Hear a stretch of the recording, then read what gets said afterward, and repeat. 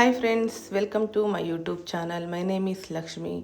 ಇವತ್ತಿನ ರೆಸಿಪಿ ಬಂದು ಉಪ್ಪಿಟ್ಟು ಆ್ಯಂಡ್ ಉಪ್ಮಾ.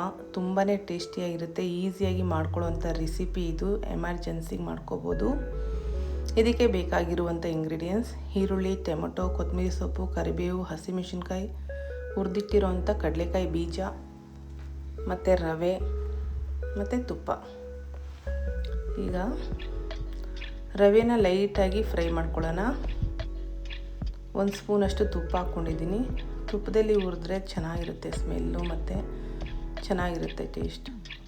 ಮತ್ತು ಒಂದು ಬಾಣಲಿಗೆ 2 ಸ್ಪೂನ್ ಆಯಿಲ್ ಹಾಕ್ಕೊಂಡಿದ್ದೀನಿ. 1 ಸ್ಪೂನ್ ತುಪ್ಪ ಹಾಕ್ಕೊಂಡಿದ್ದೀನಿ. ಸಾಸಿವೆ, ಜೀರಿಗೆ ಮತ್ತು ಕಡಲೆಬೇಳೆ ಹಾಕ್ಕೊಂಡಿದ್ದೀನಿ. ಸ್ವಲ್ಪ ಲೈಟಾಗಿ ಫ್ರೈ ಮಾಡ್ಕೊಳ್ಳಿ.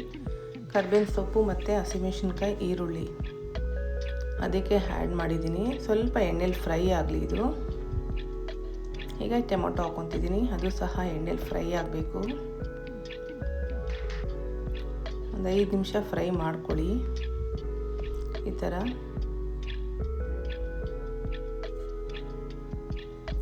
ಈಗ ಸ್ವಲ್ಪ ಫ್ರೈ ಆಗ್ತಿದೆ. ಇದಕ್ಕೆ ಸಾಲ್ಟ್ ಹಾಕ್ಕೊಂಡಿದ್ದೀನಿ 1 ಸ್ಪೂನಷ್ಟು. ಇದು ಸಹ ಆಯಿಲಲ್ಲಿ ಹಂಗೆ ಫ್ರೈ ಮಾಡ್ಕೊಳ್ಳಿ.